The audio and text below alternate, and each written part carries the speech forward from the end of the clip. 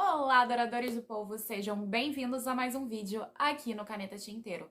Meu nome é Camille Pezino e hoje, em parceria com a editora Autêntica, principalmente o selo Gutenberg, a gente vai falar de uma continuação que eu estava aguardando, super, hiper, mega ansiosa. E eu estou falando de A Balada do Felizes para o Nunca. Então, vamos fazer um breve resumo, uma breve análise e falar um pouquinho dessa edição. Então, vem conferir. Fazendo o resumo de A Balada do Felizes para o Nunca. Lembrando que esse aqui é o segundo volume da série Era Uma Vez um Coração Partido. O primeiro volume eu vou deixar aqui nos cards pra vocês porque a gente já tem resenha. E essa série aqui é um spin-off de Caraval, da trilogia, que a gente também tem resenha por aqui e eu vou deixar nos cards pra vocês. E a minha recomendação aqui, se você não leu Era Uma Vez um Coração Partido, vá pra resenha de Era Uma Vez um Coração Partido. Se você não leu e quer continuar por aqui, não se preocupa que eu vou tentar o máximo possível não dar spoilers. E pra você que já leu e tá super ansioso pra ler A Balada do Felizes para o Nunca, então vem comigo. Aqui a gente vai continuar acompanhando a Evangeline Fox, a nossa romântica inveterada. E a Evangeline, ela está brigada com Jax, que é o nosso mocinho, o arcano, que não tem ideologias humanas, e isso faz muito sentido e é pontuado aqui diversas vezes. E ela está brigada com ele por atitudes que ele fez no primeiro livro. Ela acabou descobrindo uma coisa que ele fez e ela não quer perdoá-lo. O problema é que a Evangeline está passando por uma situação muito complicada envolvendo uma maldição. E por mais que ela busque o seu felizes para sempre, não é exatamente assim que as coisas vão acontecer. E para isso ela vai precisar do Jax de novo. Fazendo a análise de A Balada do Felizes para o Nunca. Eu quero começar fazendo uma reclamação. Não é necessariamente uma reclamação, mas acho que é algo que deveria ser pontuado logo de cara. Eu acho que o nome tá errado. E eu acho que o nome do primeiro também tá errado. Eu acho que tinha que ser o contrário, porque no primeiro a gente acaba meio que triste, mas a gente entende que é muito difícil você chegar para Felizes para Sempre, realizado pela Evangeline. Então faria muito sentido o primeiro se chamar A Balada do Felizes para o Nunca. Agora, esse aqui tinha que se chamar Uma Vez um Coração Partido, porque o coração partido vai ser o seu. E realmente a gente acaba essa história com o coração partido.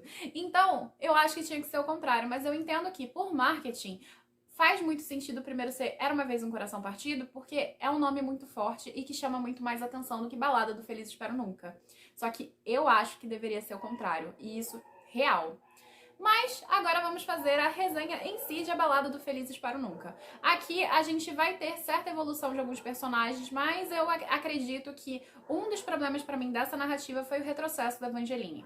A Evangeline era uma personagem que estava crescendo muito no primeiro volume, e aqui eu sinto que ela retrocedeu um pouco e ela acabou se tornando muito mais donzela em perigo do que de fato essa donzela que tá correndo atrás do recado, ou seja, essa donzela que tá ali, ao invés de esperar pra pessoa solucionar os problemas dela, ela tá solucionando os problemas sozinha. Claro que aqui na narrativa a Evangeline vai tomar atitudes por conta própria e vai seguir os seus instintos de diversas maneiras, mas eu sinto aqui que ela se tornou muito mais um peão do que realmente uma rainha comandar o tabuleiro. E isso me incomodou um pouco.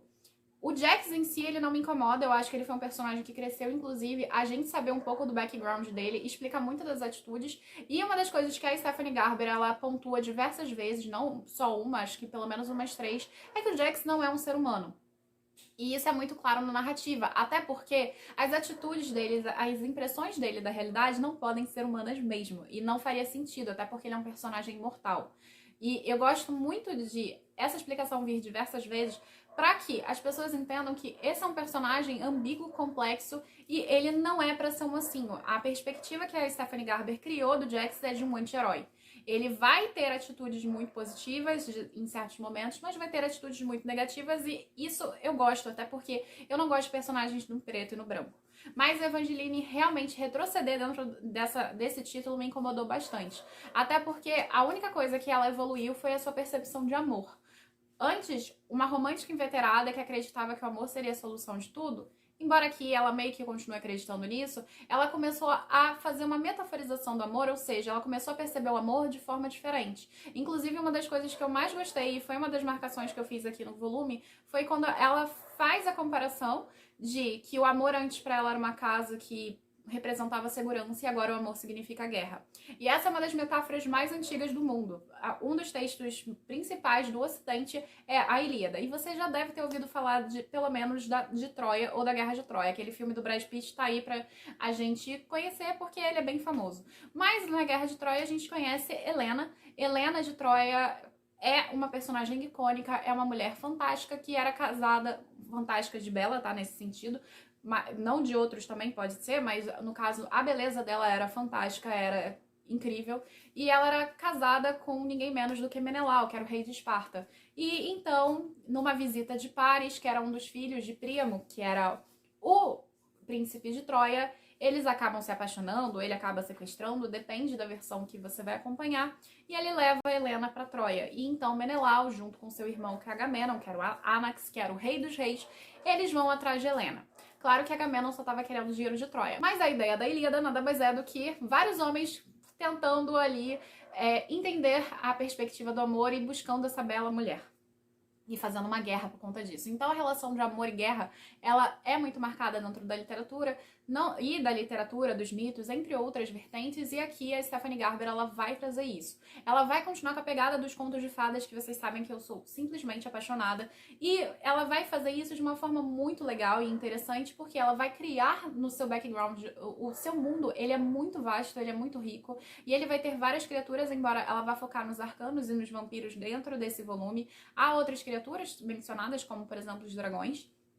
Então ela tem um universo muito vasto, muito bem representado, e vai pegando esses contos de fadas e amarrando aqui dentro da história. Então a gente consegue ver outras referências aqui das narrativas dentro desse volume, e eu gostei muito desses aspectos. Falando de histórias antigas, contos de fadas, a Stephanie Garber, ela faz uma coisa muito legal nesse volume. Ela já tinha começado a fazer no primeiro, e eu vou ressaltar aqui de novo porque eu acho sensacional, que é a percepção das histórias sempre mudando. Ela vai fazer aqui num sentido literal, que os livros, existe uma maldição no norte, e essa maldição faz com que as histórias, elas, toda vez que você as leia, elas mudem. E isso, na realidade, está relacionado à literatura oral.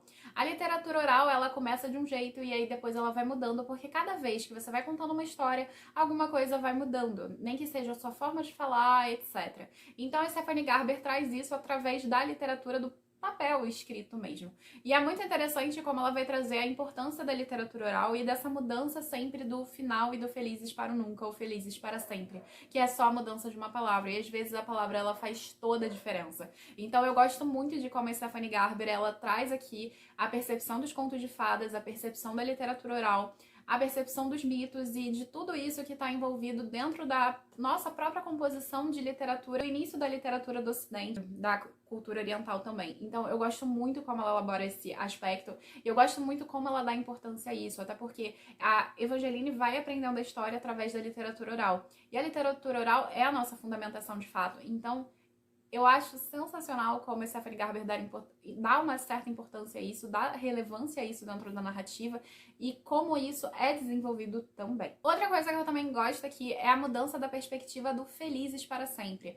A gente sempre tem a ideia de que quando acaba um conto de fadas da Disney, não dos contos de fadas originais, mas dos contos de fadas da Disney, que significa que eles vão ser felizes para sempre, que nada vai acontecer. E a Evangeline, trazendo a percepção da mãe dela na narrativa, acaba desmistificando a própria consciência a respeito disso. Isso é muito legal, porque a Evangeline, por ela ser muito romântica, aqui dentro do texto, ela acaba entendendo que, no fundo, felizes para sempre não é felicidade plena a todo momento, mas sim você aproveitar aqueles pequenos momentos de felicidade no meio do caos e do turbilhão, porque você dá mais valor à felicidade quando ela tá no meio do turbilhão. E eu gostei muito dessa mudança de perspectiva, que mostra certo amadurecimento da Evangeline por parte dessa questão do romântico, do romantismo exagerado dela. Mas, de novo, volto a ressaltar que eu esperava que a Stephanie Garber trouxesse mais protagonismo no sentido de ações da Evangeline, como ela fez no primeiro, do que o que ela fez nesse aqui. Eu não digo nem em relação ao personagem em si, mas as ações decorrentes na história fazem com que ela pareça muito uma donzela realmente em perigo, como eu já tinha comentado. Mas eu acho que a Evangeline poderia ter crescido mais nesse livro se não fossem essas situações. E ela acabou ficando muito dependente do Jax, e eu entendo que... Por que ela fez isso? O primeiro ponto, a Stephanie Garber fez isso porque a Evangeline estava muito desconfiada do Jax. Então, ela fez isso como um recurso para facilitar a vida dela como escritora, mas eu acho que não ficou muito bom. Inclusive, outra coisa que eu achei interessante, a ideia é boa, mas a execução não foi boa, é o plot twist. O plot twist no final tem uma ideia muito boa, não é uma novidade na literatura. Para quem está acostumado a ler livros clássicos, entre outros livros, não vai se surpreender com o que acontece aqui no final. Porém, no entanto, contudo, todavia, a ideia é boa, só que a execução ela não foi tão agradável. Eu não acho que ela fez da melhor forma possível. E eu não posso falar mais do que isso, porque senão vai ser spoiler. Mas o que acontece aqui no final é interessante, quebra seu coração mesmo. Meu coração terminou quebrado, eu tô doida pelo terceiro, porque eu não acredito nisso. Mas o que ela fez aqui foi uma composição sobre memória. Porque o que é a vida se não todas as nossas memórias? A gente vai ser exatamente quem a gente é sem as nossas memórias? E isso eu vou deixar pra vocês refletirem. Não tô dizendo quem é, não tô dizendo porquê, não tô dizendo como. E nem tô dizendo o que é o plot twist. Mas o que eu acho interessante aqui é que a Stephanie Garber nesse romance, e aí arrebatando tudo que eu tô falando pra vocês, a Stephanie Garber nesse romance, ela tá falando muito sobre memória. Sobre a percepção da memória e da realidade. O que é realidade, o que é fato e o que é aquilo que a gente lembra. E como essas memórias elas podem estar influenciando na nossa vida. E não menos importante, ela tá falando sobre literatura oral. E para quem não sabe, pessoas não letradas, no caso que não sabem ler, nem sabem escrever, elas têm uma memória muito melhor do que pessoas que usam o aporte da escrita. Isso, inclusive, foi o que eu estudei no mestrado. Então, aqui, ela tá brincando com a percepção de memória o tempo inteiro. E foi uma das coisas que me encantou muito nesse livro, por mais que o enredo em si, o plot twist, não tenha me agradado tanto quanto no primeiro. Isso não significa que eu não gostei, tá, gente? Mas não me agradaram tanto. Principalmente o papel da Evangeline, o crescimento da Evangeline. A temática desse título me deixou completamente apaixonada. Eu continuo amando a continuação de Era Uma Vez um Coração Partido. Eu prefiro o desenvolvimento do primeiro livro, mas a temática do segundo me chama muito mais atenção. Tá, Camila, então você prefere qual? Eu não prefiro nenhum dos dois. Na verdade, de ler, eu prefiro o primeiro.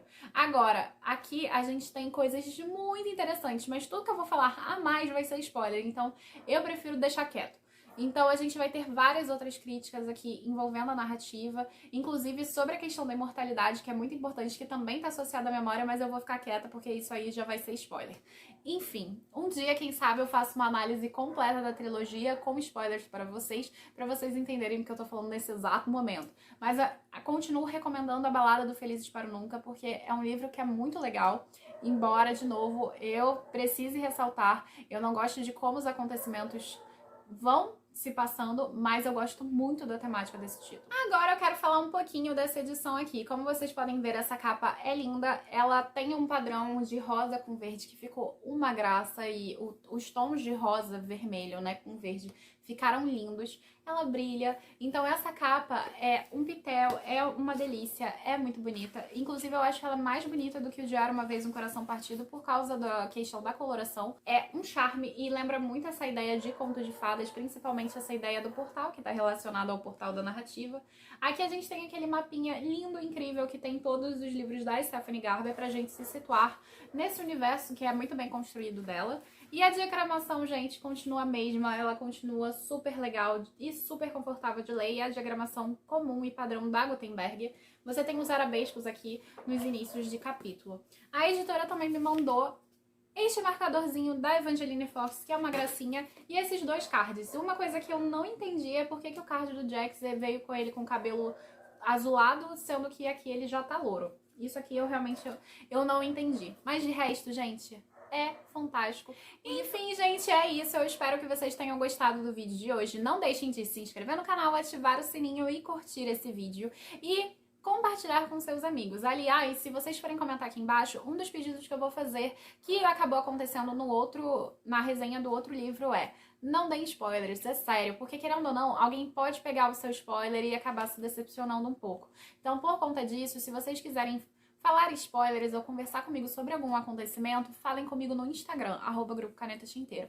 E vocês, inclusive, podem me procurar nas outras redes sociais. Vai ter a resenha de A Balada do Felizes para o Nunca, como tem de Era Uma Vez um Coração Partido lá no site, que é www.gctinteiro.com.br. Não menos importante, você pode ouvir sobre livros do nosso podcast, o QGCT.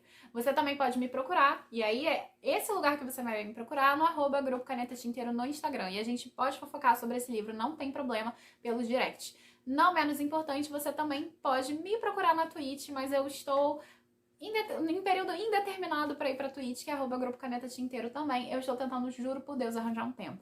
Se você quiser apoiar o Caneta, você pode comprar esse livro ou qualquer outro na Amazon, que você vai ajudar o Caneta sem pagar mais nada por isso. Também você pode ajudar o Caneta a partir do Catarse. No Catarse a gente tem leituras coletivas e é um processo muito legal, então vocês podem conferir aqui embaixo o link do nosso Catarse. A gente está terminando a nossa leitura do Carlos Ruiz Zafón, que é A Sombra do Vento. E provavelmente o próximo vai ser a continuação, porque tá todo mundo apaixonado no grupo. E é isso, gente. Muito obrigada e até a próxima. Tchau, tchau!